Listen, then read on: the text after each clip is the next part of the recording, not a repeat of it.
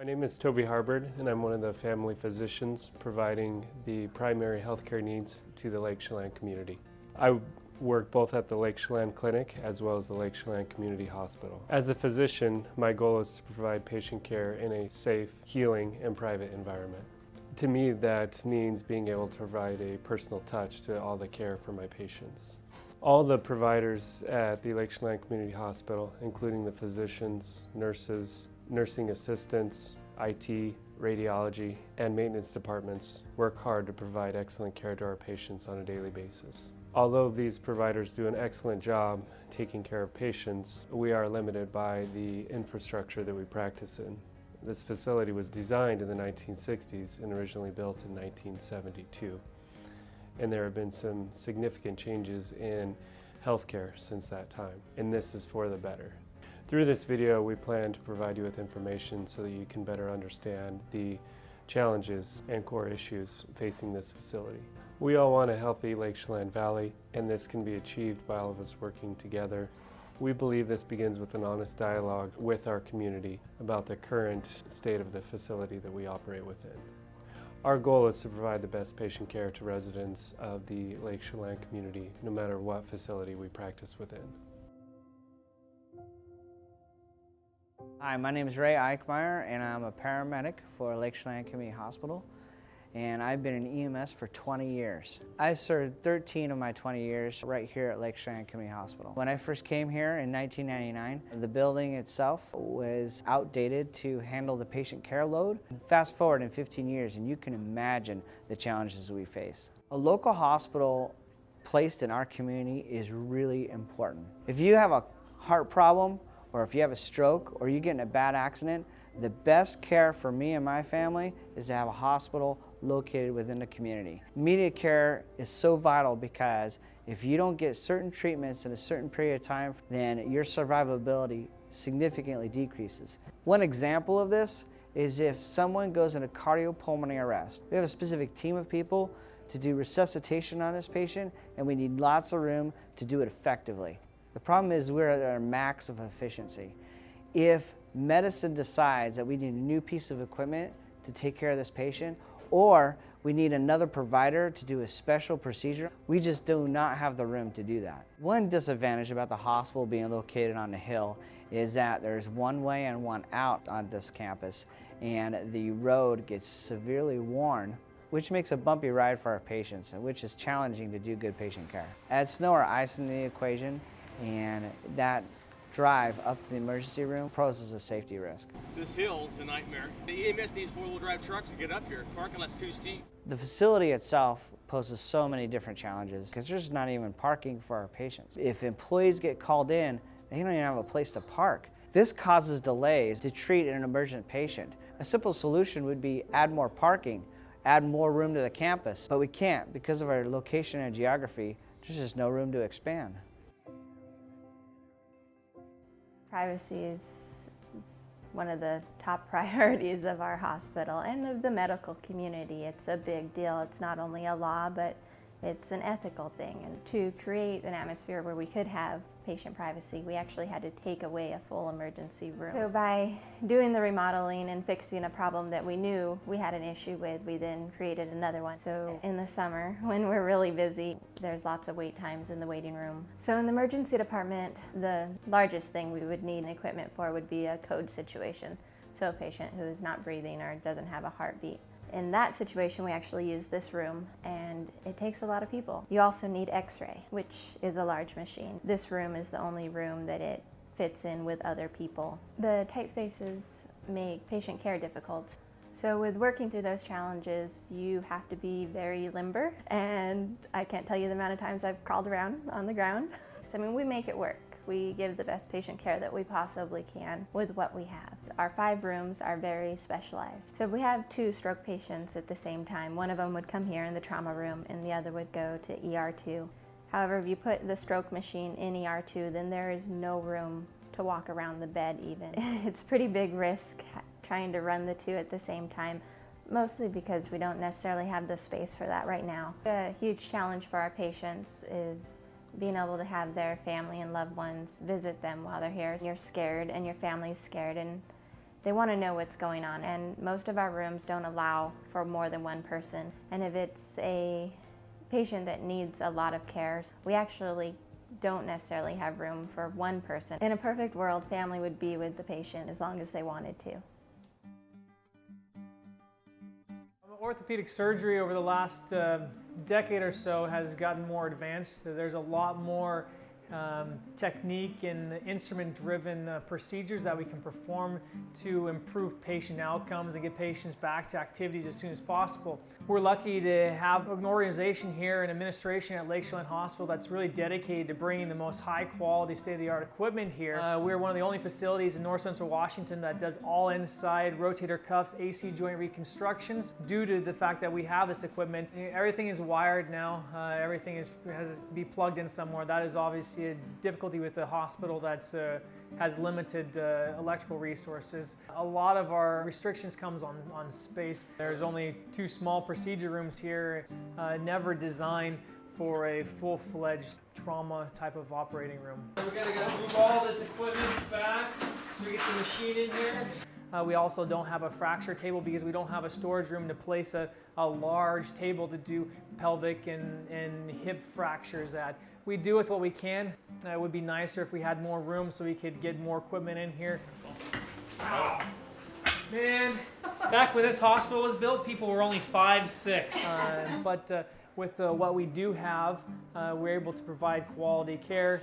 Our goal is to be able to treat all aspects of orthopedic care right here in the hospital, get these patients to high quality rehabilitation after surgery, and get them back at home right here and not have to leave the valley. I'm Sherry Krupla.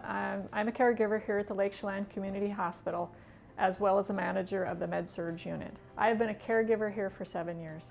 Our goals here at the hospital are to provide excellent care for the patients that we support here. And probably one of the biggest challenges we have on the Med-Surg unit is simply space. So when our hospital was built, having 2 patients per room was the standard of care. It was not unusual, and it was probably more extravagant to have a patient having their own room. Since then, we've found that with patients needing the rest and they needing the privacy, this will provide a quicker healing. It shortens their illness, it increases their potential to heal quickly and have a better resolution to whatever illness they have. And this just doesn't happen when we have to put 2 patients in a room and have families coming to visit. In our rooms, the standard of size of our room, even for 1 patient, is small. It's hard to include families even in one of our single patient rooms. Another challenge is just infection control. We have to be very careful of who goes into rooms together. We have problems with male-female. So there are times when we have a bed available, but because of the male-female issue, that we've had to transport people to Wenatchee. Another issue we have with sharing rooms is just the lack of privacy. When there is simply a curtain between you and the patient next to you, and the doctor's coming in and asking personal questions about how you're doing, there's absolutely no privacy, and we can ask the other family members to step out, but obviously you can't ask the other patient to leave.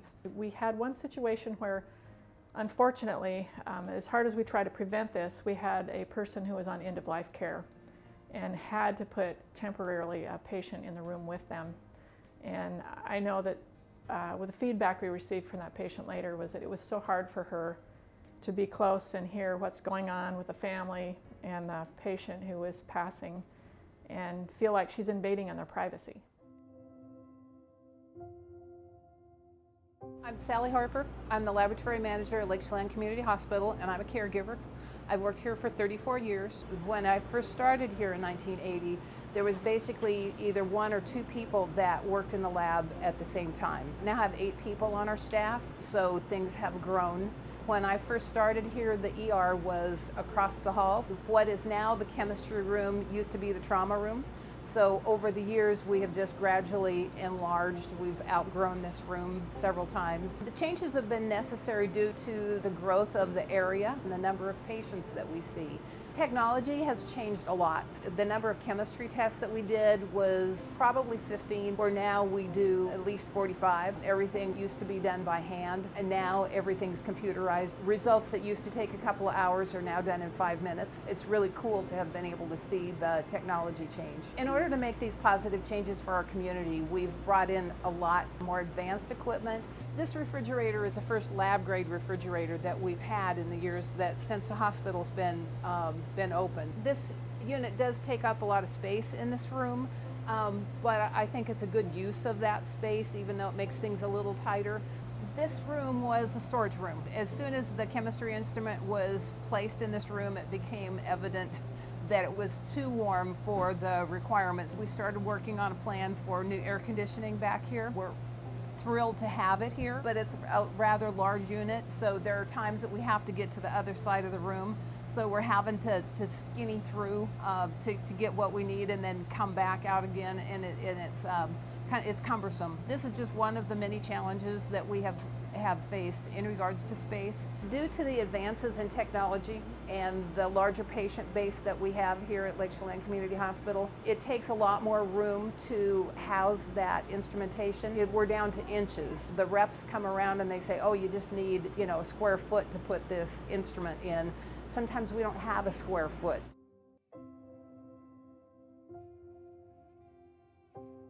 I've been a caregiver here at the Lake Chelan Hospital for 20 years. I've been in radiology for 30 years. There's been a lot of growth and changes within the radiology world. Some of the major things are CAT scans. Equipment enables us to see within the body. This is something that was not available to us when I first was employed here. Our CT room was a patient room. We had to find a CT machine that would actually fit into this space. At first, a person would have to hold their breath for about a minute, and now the breath holds are down to about 15 seconds. Currently, though, we cannot upgrade our equipment because the room is too small to allow that. With the size of our rooms, once we bring a stretcher in, it's very difficult to move the patient to get them transferred over to our CT table. Our ceilings are not strong enough to employ a lift system. This requires having 4 to 6 people move people safely. We have been using a mobile MRI unit that comes in once a week. This equipment has to be parked next to our ambulance garage. Patients have to be registered on the 2nd floor, go down by the elevator down to the 1st floor, and then escorted outside to the MRI unit. Anybody who is coming down those hallways sees them, knows that they're a patient within there. There's not the privacy for that person. And when we have bad weather, it can make it a little difficult to get patients up to the lift. We do have some equipment that can go into a patient room, but even that can be a challenge. Right, so I'm going to put some lead on you since you're going to be close to the x-ray as well. The rooms are so tight, and there is such a lack of privacy for whoever is not leaving that we're invading their space, and it makes it a real challenge to move forward and to provide the privacy and the respect that everybody deserves. Our building has been open 24 hours a day, 365 days a year since 1972. It's the only building in our community, private or public, with that high degree of utilization. The facility is actually part of the equipment that we use to care for patients. We cannot close the hospital in order to do a remodel or whatever it is that we're doing. The main challenges with operating a 40-plus-year-old facility has a lot to do with technology. If you stop and think about the technology you had in your home in 1972 compared to what you have now, we share the same things here. The amount of available electricity, for instance. In 1972, in our patient rooms, you would have probably a lamp and maybe a humidifier. Now we have many pieces of medical equipment, and because of the circuitry in the building and the design of it from 1972, even the delivery of electricity is problematic. In fact, we have some portions of the hospital currently that we have used up all the available circuits, and we have to be very cautious about even doing something as simple as plugging a computer in. Despite our IT challenges, our IT department over the past 3 years have received a national award for being one of the most wired small hospitals in the United States. Some of the other challenges have to do with HVAC systems. As you're aware, any piece of technology, whether it's a laptop or a personal computer, generates heat. We still have the existing HVAC systems from 1972 to attempt to handle this ever-increasing amount of heat. Because of the age of the HVAC equipment, we can no longer get replacement parts for it, and that is a lot of infrastructure to add and also a lot of additional cost. Our hospital only has one elevator to service all 3 floors. Currently, we are having to replace the lift mechanisms. These mats here are soaking up oil that is continually leaking from this pump. The parts for the existing elevator system do not exist. It's actually taken several months for our elevator vendor to source the parts, and they're having to adapt new technology into the old elevator. So it's a constant battle to keep the hospital functioning properly. Some of the ADA issues that we face with our bathrooms is inadequate doorway width, also in the spacings between the toilets and the existing walls. Because the doors aren't wide enough, a wheelchair or walker won't physically fit into the existing doors. We have to take our patients to the 2nd floor to be able to use the ADA bathrooms there. Unfortunately, we don't have the room to be able to remodel the bathrooms and expand them to be able to make those accommodations and gain that extra space. We hope that through this video we have provided you with information that helps explain our deep commitment to providing excellent patient care to Lake Chelan community residents, while at the same time providing you with insight into a facility that you may not have been aware of. A healthy community happens when we all participate. We encourage you to learn more about the preventative health and wellness programs available to you here in the Lake Chelan Valley. We would ask that you get involved in the conversation about the future of healthcare in our community. Thank you for watching. Be sure to visit healthylakechelanvalley.org for more information.